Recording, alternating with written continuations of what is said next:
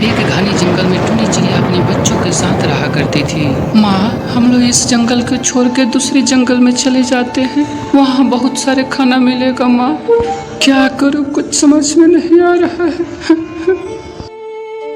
हाँ बोलो कालू।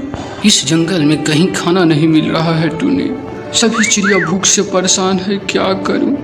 हाँ कालू, मेरा भी बच्चा भूख से परेशान है, लेकिन मैं क्या कर सकता हूँ, कहीं जंगल में खाना नहीं है। ओ, ये भी ये तरस रही है। अच्छा, हाँ टुनी, मेरा भी बच्चा 2 दिन से भूखे है, लेकिन मैं भी क्या कर सकता हूँ। कालू, कल हम और तुम एक साथ मिलकर खाना के तलाशी में चलेंगे, क्या तुम मेरे साथ चलोगे? क्यों नहीं टुनी, मैं तुम्हारे साथ चलूंगा, लेकिन तुम पुरानी बागान में आना, मैं वहीं पर रहूंगा।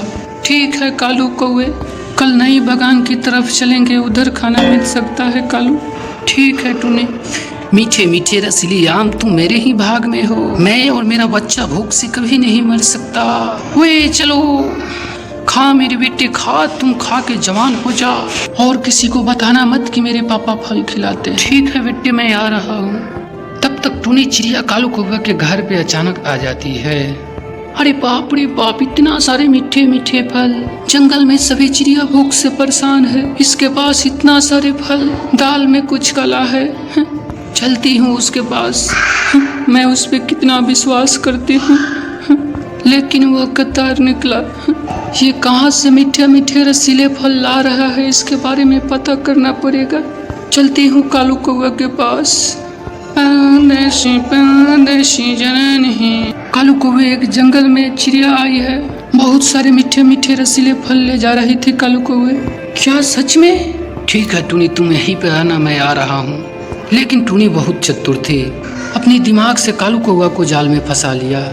मेरा आम तो सभी यहाँ पे है, तो इसके अलावा जंगल में कहीं और आम पड़ा हुआ है। ओ ठीक है, देख लूंगा। टुनी को देखकर कालू कौवा कांपने लगता है।